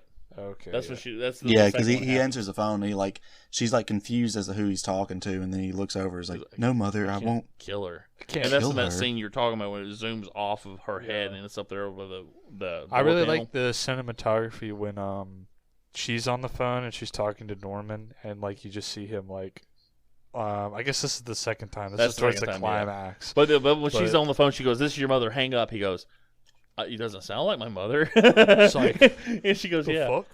So you have a thing. They get pulled down the swamp because they find a car, and this is like, "Do you recognize this?" That's when the sheriff tells her to, you need to get you and your mother out of here and leave. All this is going on. Lila Loomis is calling the motel, can't get an answer, or calling the house, can't get an answer. So she drives down the town, and she's followed by Dr. Raymond to the house. She goes down the basement and the thing is, Norman has already left the swamp. Mary's still down there. Swamp thing. And that is actually the same swamp. That's actually the same swamp that they used in the original movie too. Same location. I think it's been in a couple other movies and shit like that. And actually, the town, like where the courthouse is the same courthouse they used in Back to the Future. The one with the lightning? Yes. That's like, funny. Everything is. I really didn't notice that. You did or didn't notice that? I didn't notice that. Yeah, I just found that out in the commentary. I have to tell you about the future. Anyway, I gotta go back, Marty. Back to the future. I gotta go back. So okay, Lila goes down the basement, and there's a hole dug in to the basement floor with a rock covering it. Well, part of the floor. They pull up the rock, and they had Mother's costume dressed up. And she pulls it out like she's gonna dress up like Mother. Mother comes out from behind. She turns around, and one of the coolest kills gets stabbed in the fucking mouth into the back of her throat with a fucking butcher knife. It's kind of slasher-esque. It is but it's a good slasher-esque. It's a really good scene. So, you don't see where she's at. Raymond goes, him and Norman have a moment down in the basement. He goes, "Oh, what are you doing down here, doctor?" And he's like, "I've been waiting for you." he didn't say it like that. He goes, "This is from the Circle Jerk." He goes, like, "I follow Lila Loomis down here." He goes, "Well, she's not down here, is she?" So they keep doing the whole thing, but there's one scene that's really revealing about Norman's mental state. He goes, "Norman, if I can prove to you that it's been Mary and Lila calling you, will you accept that you have no other mother than Mrs. Bates?" Norman shakes his head and then goes, "Of course." But he shakes his head first, like, no, he can't accept that. You can already see it, and he goes, "Of course." And then you hear, and he walks off, and you hear the rocks, like, kind of shiver. He goes, "It'd be a lot off my mind." Norman, so the whole thing comes out. Dr. Raymond calls him, and Norman is completely snapped. He thinks it's Mother. And he goes like, "Norman, this is Dr. Raymond." And he even hangs up, and Norman still talks to Mother. Yeah. And then this is where Mary runs down the basement, puts on Mother's dress. And as she's doing this, it pans over to the wall very patiently, and you see where the coal's stacked up. Lila's body's buried underneath the coal, which is fucking insane to think about how quick she was buried in those rocks. It's like, what the fuck, dude? This old woman can fucking do some shit. Spoilers. But Mother is an old woman. Come on. So anyway, they have the whole thing. Mary is standing in front of Norman. She goes like, "I can't be talking to you right now, can I, if I'm not in front of you?" He goes, "Of course not, Mother." Well, she runs upstairs, gets on the phone, and Norman smiles and walks away. And she's like, "Norman," she freaks out. Well, Dr. Raymond is one of probably the best kill of the fucking movie, in my opinion. Dr. Raymond goes, "Gotcha." She turns around, stabs him in the chest, and it makes you think he's going to fall down the stairs like the private investigator did in the original movie. But then he fucking flips over the fucking balcony and lands on the fucking railing of the basement, and it goes right into his chest. It's so fucking great. Oh. I would say that there was a better way to do this, to have the same effect, but not make it so... It does look kind of silly. It looks awkward, yeah, when he lands on the rail. He should have just landed like flat on face down on the floor, and you still could have had the effect of the knife going deeper in his body. Yeah. It seemed kind of because weird. In real life, if he fell down like with the knife towards the railing, the knife would probably just like slip away from the railing. Yeah, but hey, man, this is a movie, baby. Yeah. This is a movie. It's movie magic. It's movie magic, baby. It's movie magic. And if Norman wasn't completely snapped yet, he sees the doctor, and he is completely snapped. You see his hands go together over his face, and she goes, "Norman, I didn't mean to." He goes, "It's all right, Mother. I'm not your mother." He goes, "It's all right. How many times did you kill, and how many times I protect you before?" And then, they have this, I fucking love this whole thing. He goes, "You gotta get down to the fruit cellar, Mother." And she's like, "Stay away from me." And she's like stabbing him and poking him in the hands and shit. And he goes, and the whole time she's doing this, he goes, because you're my loving mother. And I'm your loving son. And then he goes, now please give me the knife. And he grabs the knife and she just fucking rakes it, out of his grip. And it's like, oh, God. Yeah, yeah, that's very painful looking. It is so painful, man. And he's like, you hear Homer go, don't! Yeah, he should have done like a Tom and Jerry scream. Like, so they get down there and you hear Norman go, I don't want to hurt you, mother. And she gets down there close to where the fruit cellar is. And she goes, Norman, you're losing a lot of blood. You need help. And he goes, in there. And then that's when he steps up on the rocks. Or the coal, not the rocks. The coal rocks. Yeah. He steps up on it and then they fall down and you see Lila Loomis's body there. And then Norman looks back at her completely shocked and almost like a sad puppy dog face. And she goes, she's crying at this point because she's frantic. She goes, you did it. And he goes, and you hear the cops break into the house and they're running. He goes, they're here. Let me help you. And he falls down and she goes, you killed them all. As she's about to kill him, they shoot her. Yeah. And then the wig falls off like it does in the original movie. They pulled a Night of the Living Dead and killed the second protagonist. Yes. You find out they go to the courthouse, which is the courthouse from fucking hell, Back to the Future, excuse me. They go to the sheriff's office, and the sheriff is breaking down what he thinks happens, but he's speaking it like it's fact. And you hear that Mary actually didn't get killed on the gunshot.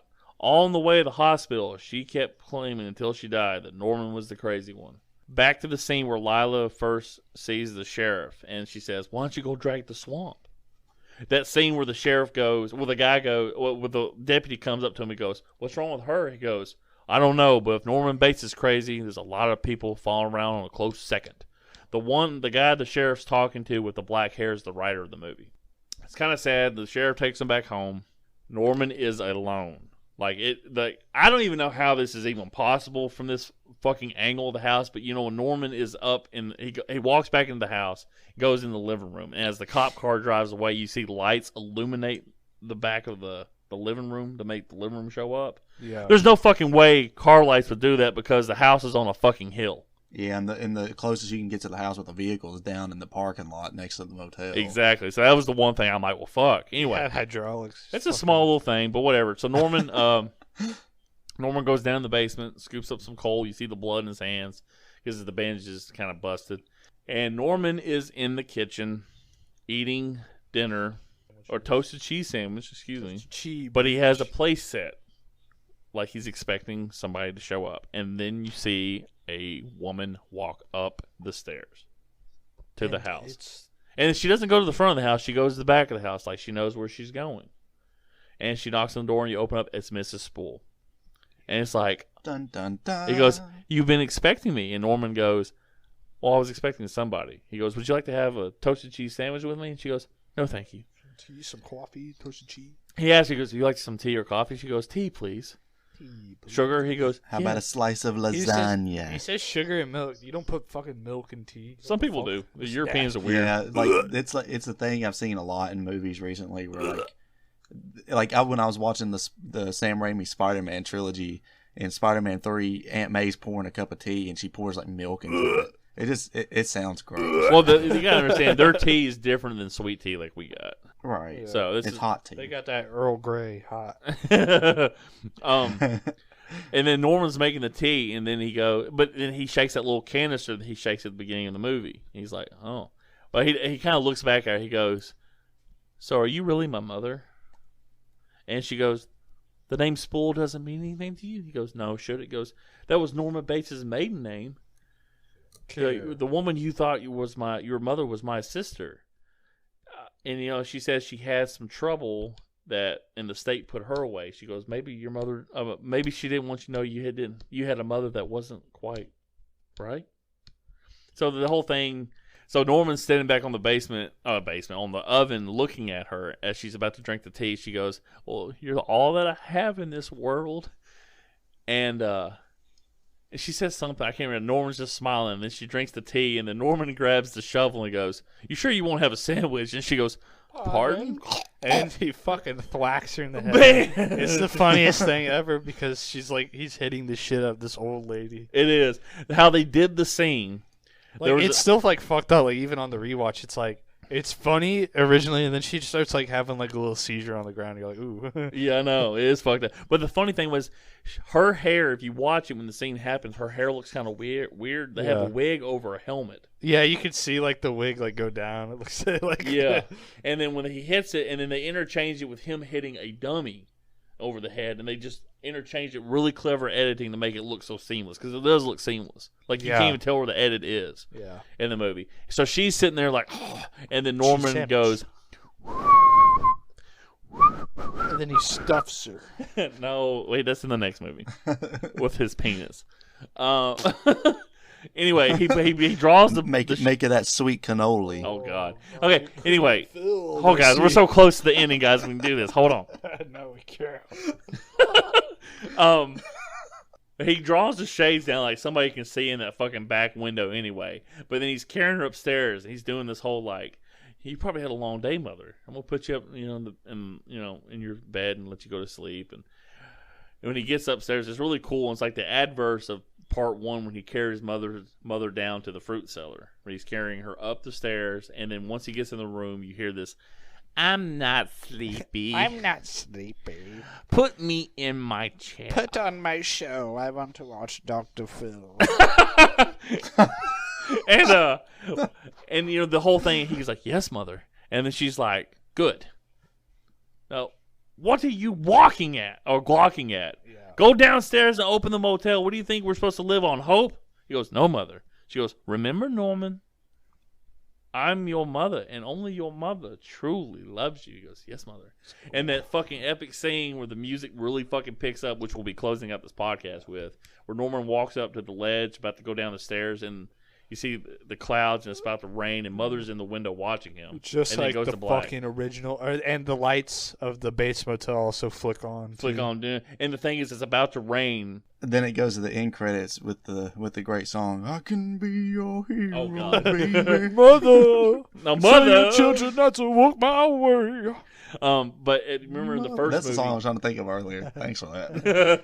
and you remember at the beginning, not the beginning, in the first movie when Marion shows up, it rains. Yeah. So it's almost like it sets up at the very end of the movie, like full circle. He's about to go down the motel with the lights on, and it's about to start raining again. And now everything's back to normal. Everything, the world is not Everything's normal back unless to Norman's Norman. crazy. Yeah. So, and the one thing I forgot to note, on a reading of the script, when they did the cutlery line at the beginning of it with Mary, Oh, yeah, he's like, cut. God, well, cutlery. And he said that when he did that, it's almost like he lapsed into Norman in a script reading, and the director goes, "That's awesome. That's awesome. Do it just like that." And Anthony goes, "What am I, a dog? I have to do it just like that? It's like a trick?" Perch Perkins here. But then the script, taking back to the script last notes, only the director, the writer, and Anthony knew the last 5 pages of the script. They held the last 5 pages of the script from everybody and said it will be distributed on the last day of shooting, which obviously they didn't know it. They had always planned for the real mother angle. They didn't know how they were going to get there originally, but they had always planned to do this. Eat your heart out, Avengers Endgame. Yeah, I know. Tell me about it. So This shit was pre-planned, dude. it was pre-planned, This is a motherfucker. cinematic universe. So the thing, if you think about it hard enough, Mrs. Spool is Norman's real mother, but mother is already in Norman's mind. Yeah. It's no longer Norma Bates. It never was Emma Spool. It's always mother in his head. So he needed an avatar or just a dead body to play mother's part, because he gave her the same personality as his original mother from the first movie. And that's the thing I always thought about. Is like, well, he just needed something else to embody mother, because mother's in his head. And that's not even Mrs. Spool. Like, you don't know what she'd be like as a mother. How do you feel about in Psycho 3 how they went back on this and they're like, oh, well, she wasn't really his mother. It was Norma Bates. I, as a fan, liked going back to it was Norma Bates. Yeah, I do. I like that too. It just makes you it just shows you the whole fucking family's nuts. Yeah. Norma was nuts, Yeah. and Emma was nuts. The thing is, in the third movie, it's revealed that Norma was Norman's mother the entire time. Emma Spool was his aunt, but she was in love with Norman's father. And then when Norma got pregnant, she ended up killing Norman's father. and stealing the baby because she thought it was the baby she should have had with him. So that's why she ended up going. Oh. That's why she ended up going to the nut house. That was her trouble that she mentioned in part 2. I didn't have a problem with it. I thought it was nice going back to the Norma Bates thing, and then in part 4 they kind of retconned it and said that Norman Bates' dad was stung to death. It's kind of weird how they retconned Stung it to death by bees. No, not the bees. Not the bees. Not the bees. But yeah, it's kind of weird. But the funny thing is, Psycho 4 was written by the writer of the original Psycho movie. He wrote it ignoring 2 and 3. It was going to be a prequel and a sequel to the original Psycho because it goes back and tells Norman's story as a child. But they were just going to say, well, this is what happened. Yeah. I believe to this day, Anthony snuck in this line in the movie in part 4 because he's talking to a radio talk host about this program she's doing that talks about boys that kills their mothers. It's really it's really specific for the movie. But he says in that movie, he goes, well, after the murder 4 years ago, murders. And he says that 4 years before that movie was part 3. So that's how I think Anthony Perkins himself snuck that line in to sit there and acknowledge 2 and 3 actually happened. So, but you don't know if that's Norman's second release from the hospital or if it's his first release from the hospital in part 4. But I always thought, it was just kind of like that was his second release, how I always took it. But that's how these movies are. I recommend everybody watch this movie. I recommend everybody to watch all 4 Psycho movies. Yes, it trails down in quality, but even the worst of these movies is probably better than half the Halloween movies, half the Friday the 13th movies. And Anthony Perkins is Norman Bates. You will never find another actor that plays a character. He is what to Norman Bates is what Robert Downey Jr. is to Iron Man. As good as he is. Until Freddie Highmore came along. Oh, good God. Well, Vince Vaughn played him in the remake, played Norman Bates. Yeah, Freddie Highmore played him in Bates Motel. Yeah, I'm never going to watch that show. It's so stupid. After his exhilarating performance in Charlie and the Chocolate Factory. That's the 2013 remake. Yeah, okay. The what now? The 2013 TV show. Yeah, good God. Yeah, it's like a prequel show. Well, it's a prequel, but they kind of updated to modern times. And there's some incest angle and all this other shit. I'm like, good God, dude. This is so stupid. Good God, y'all. Good God, y'all. What is a good But unfortunately for Norman, he did not score. He never scored. He lost. And then the way the writer said it, he lost the one girl that may have actually loved him, that he may actually love, but he has mother back. This movie, he really classifies this movie as a tragedy because Norman is trying to live his life and trying to be normal, and the outside world will not let him be. Yeah. And it's almost like a commentary. I see that. Go ahead, Cody. I see that angle. And about it being a tragedy instead of a horror movie. And it's also like we want things to be defined in life. Like if you're a bad person, you can't do anything good to get that bad label off of you. If you're a liar, you can't. You're not. They don't. We as a society don't allow people to change. Yeah, they say it good in the movie itself. Like straight up, Lila Loomis says, "People don't change." Yeah, and that's just the way it is, and that's how it is in life. Like no matter what happened, you could have done something terrible 10 years ago, but then have absolutely been an angel since and tried to pay back that crime, and people still look at you as a piece of shit, no matter what you can do. You're either all good or you're all bad, especially in this day of social media, in my opinion. So I think this movie has a really good commentary on that in life itself. But it's a well done movie. Go ahead, Cody. I was just going to add on to what you said, that with social media, today I feel like it's even worse because with the era of social media, people judge you for some of the smallest things as well. I mean, there have been some serious critiques and criticisms of people, and they've been removed from their positions, rightfully so, like Harvey Weinstein, for example. But there's also stuff like, oh, well, you made this insensitive joke, and it doesn't even have to be like, I'm not even saying like a racist joke or anything, but like an insensitive joke 10 years ago when everyone was making those kinds of jokes. But because you're still famous today, you should lose your job. James Gunn. Yeah. And the thing is, it's not even like, I know it's like hot water topic, but the whole Johnny Depp thing.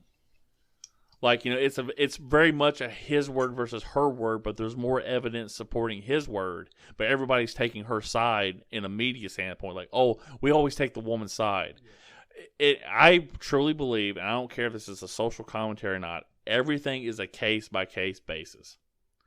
I don't care about, like statistics saying, well, I'm not even going to make up a statistic because, I believe in the Me Too movement and all the social movements that's going on. I believe they have 100% merit to them. There are outliers, though, where people will take those circumstances and take advantage of them and try to get somebody else in trouble or ruin their life. And that's what I'm looking out for, is the outliers. You know what I'm saying? Like the people that actually didn't do something wrong and they're just being wrongly accused, but nobody will believe them because of the mentality of, this side's always right. But the thing is, you also have the jackasses on the other side of the fence that say, well, yeah, you can't trust the woman. They're always going to make up the shit just because one person got proven wrong. That's why it has to be a case-by-case basis. This is like the Twitter versus Facebook argument. Conservatives versus liberals and shit like that. It has to be case-by-case, and that's the only way things will get solved. I'm looking for truth when it comes to these situations. I'm not looking for, I have to pick a side and I want that side to be right. No, I want the fucking truth. If Johnny Depp did it, then fuck him. If she did it, then fuck her, and she should get punished like they wanted to punish Johnny. And that's just being fair. So, but the fact that, in that case specifically, the fact that so many of his former partners have come out and said that he hasn't been that way, and that people that know him say he hasn't been that way, and even Disney went to court and defended him and are now bringing him back as Jack Sparrow, says a lot. It does say a lot. And the thing is, I just want the person who's in the wrong, like Amber Heard or whoever it is, just to say you're sorry and that you were lying. If that is the truth. And that's what when I talk about the truth is, I'm not looking for some fucking punishment for her. Like, she should go to jail for trying to ruin his life. It's just some fucking, like, I'm sorry, I was lying. And just fucking make that statement. Nobody ever will do that because they don't want their name to surge. And that goes back to the whole media thing where somebody's all good or then somebody's all bad. Like, but in the case of Norman Bates, though, Norman is bad, but he was crazy. Right, but crazy. Even being mentally ill and having killed 7 people, as they say in this movie. Six. 7. 8. Yeah, I say 7. 9. Well, they say 7 is supposed to be 6 or whatever. Yeah, so even then in that circumstance, I don't think he ever should have been let out, even if it was under the guise of, or the reason of insanity. Killing that many people. I don't think shouldn't allow freedom. Yeah, I don't think in reality that if you do plead insanity for like murder cases, I don't think they let you out. Because didn't Manson, didn't he plead insanity or some shit? I don't remember if he got insanity. I can't remember if he got it, but it's like that. And like I said, this movie's a fantastical take on something like this. But there are people that were mentally ill that were released from institutions back into society and the help that they weren't given. Because even in the movie, the doctor was like, I just wish there weren't all those cutbacks so somebody can come from the hospital to check in on you. Like, it's almost like, well, Norman, I'm going to be the one checking in on you and you're on your own type of deal. Yeah, and it's just... Which is also reflected, like you were saying in the beginning of this episode, comparing it to a recent movie, the Joker. Baby. That's also a similar situation that happens in that film where cutbacks are made. He no longer has a psychiatrist or medicine assigned to him. And remember his medicine. He wasn't going to be able to get his medicine anymore and shit like that. And like I said, and it's so well done, so much care, because you really feel bad for Norman, even though he is a killer. You feel bad for Lila Loomis because she lost her sister, but you can't really. I could see doing what she did while trying to be clever and stuff like that, but she is just as crazy as Norman is at this point. She's about to dress up like his mother to drive him nuts, and then Mary's dragged into it and shit like that. There's just so many. This movie, it really is a tragedy, and it's so well done. It's a beautiful movie. I will say that I love this movie. I love this film series. But this movie holds a special place in my heart because it was the first one I saw. It's so well done. This was the first horror movie if you will, that I actually felt sorry for the killer, like legitimately. And this is the first time I remember, and there's probably other examples, but this is going to be real old school. Lon Chaney Jr. played the Wolfman in the old Universal movies from the 30s into the 40s. And in that movie, when he turns into the wolf and comes back, he knows what's going on. He tells his father that he needs to be killed or somebody needs to lock him in his room and shit like that. His dad doesn't believe him to the very end. But every example you see, every movie he's in at that point, he's trying to find a way to die so he can't come back. So it's a tragic thing for the Wolfman character. And that's what you feel really bad for him. He's not trying to kill. It's just what's in his nature when he transforms. So that's like the example I pull to with Norman and Anthony Perkins' portrayal in it, because you feel real bad for him, even though what he's doing is horrific. He can't help it. Yeah. You know, there's something just in his mind that's unwired and shit like that. So that's a long-winded thing. But anyway, Cody, so what do you recommend this movie, or do you hate this movie? And if you hate this movie, our friendship's over. I think this movie's just a giant turd. I mean, it's like Hitchcock took a big dump on a plate.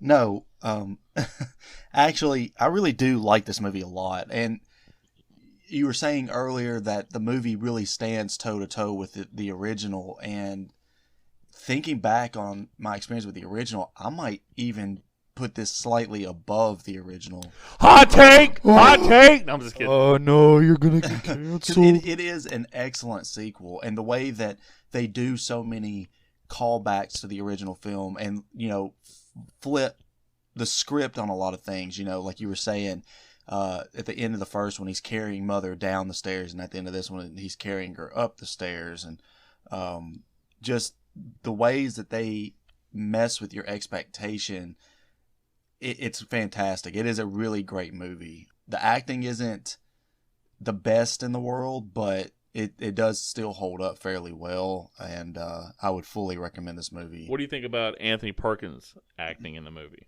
Anthony Perkins isn't really a great actor. I think that they probably wanted to get him back just because he played Norman Bates in the first one. But, you know, he serves the role well. You know, I wouldn't go nuts and say, like, he's fantastic or anything, because I'm sure they could have gotten a better actor to play the role. But it is a great thing that they did get him back specifically to play Norman Bates again when the movie is set, you know, 22 years later. And, you know, it was literally 22 years later, so it couldn't be any more perfect than that.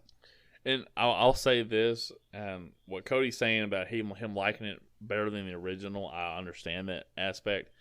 I showed this to my girlfriend a couple months back, and she was surprised. She had never seen the original. I explained the concept of the original or Norman's backstory so she could watch this movie. She was watching it, and this movie is a very good whodunit movie. Like, who's actually doing it? Because you have like 3 people or even 4 people possibility. I had her thinking it was the doctor who could have been the killer at one point, and obviously Lila Loomis or then Mary, but then Mrs. Spool showed up, and she goes, "Who's this?" She was shocked.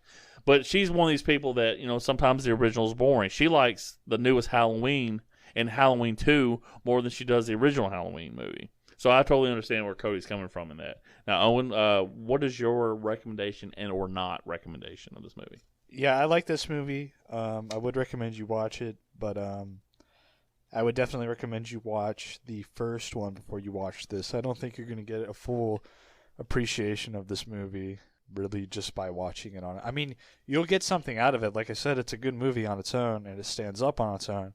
But there's just so many like callbacks and like fun little things that they do in this movie that having the knowledge of the first movie is just really beneficial. I do think that Anthony Perkins brings basically his A game here.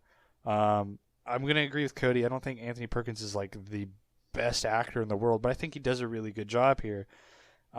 He's given like a strong script, and he does really good with displaying emotions. I even think Meg Tilly is great in her role too. She, like, I don't know, I believed all of her emotions and stuff.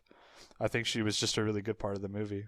Yeah, like going back to the actor thing, Anthony is not a very diverse actor, but he is without a doubt Norman Bates, and it was a role that he was born to play, in my opinion. And I just think, like I said, I do agree with Owen that it was his A game, and the chemistry between him and Meg, and they even had a disagreement. Like halfway between shooting the movie, he wanted her replaced because evidently she didn't understand why he was getting all the press for this movie. Because I don't think she never saw the first Psycho, so she didn't understand the importance of 22 years later they're making a sequel to a Hitchcock's movie to have the original actor come back. She didn't understand that. So that was the only thing, and it was all Anthony's problem, not hers. He got mad at her. But their chemistry is just like one of a kind. Because even the girl who plays Maureen in part 3, the chemistry between her and Anthony isn't as great as it is between him and Meg. So yeah, I mean, I'm really happy that I have a 3 for 3 here when it comes to recommendation, that these guys actually like this movie, because I did make them watch this movie before and they rewatched it for this podcast. So even on the second viewing, they both liked it. And that's pretty incredible, because, you know, we don't agree uniformly a lot on this movie, on this podcast. I mean, like Christmas Vacation we did, and not Uncle Buck. We haven't done that yet. Uncle Fuck. Well, Planes, Trains, and Automobiles and stuff like that. And, you know, we've agreed uniformly on that. Yeah, the classic movies that everybody likes. And Psycho 2 is now a part of that, baby. So we all agreed on Ninja Turtles 3. It was terrible. I forgot about that. And the funny thing was, about on that episode, I think I was probably... I think I said, like... I was the least hateful of the movie.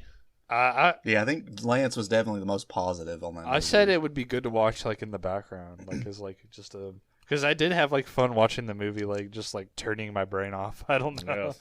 I'm extremely grateful to anybody that listened to all this. I know it's a long episode. This was a fun episode. I appreciate you guys doing it. And like I said at the beginning of this, you know, I love you, Grandma, and thank you so much for the movies that you influenced me with, and obviously my other life stuff. But this is a movie podcast, so I was trying to stick to that. Next episode will be hosted by Mr. Owen. Owen, what will be the movie you're covering, sir? Scarface. The world is pussy. The world is a big pussy, just waiting to get fucked. The galaxy is just a big pussy, just waiting to get fucked. Everybody go. Thank you very much for listening. Thank you guys for watching this movie again and reviewing it with me, and we will see you guys next time. Bye-bye. Bye. Bye, mother.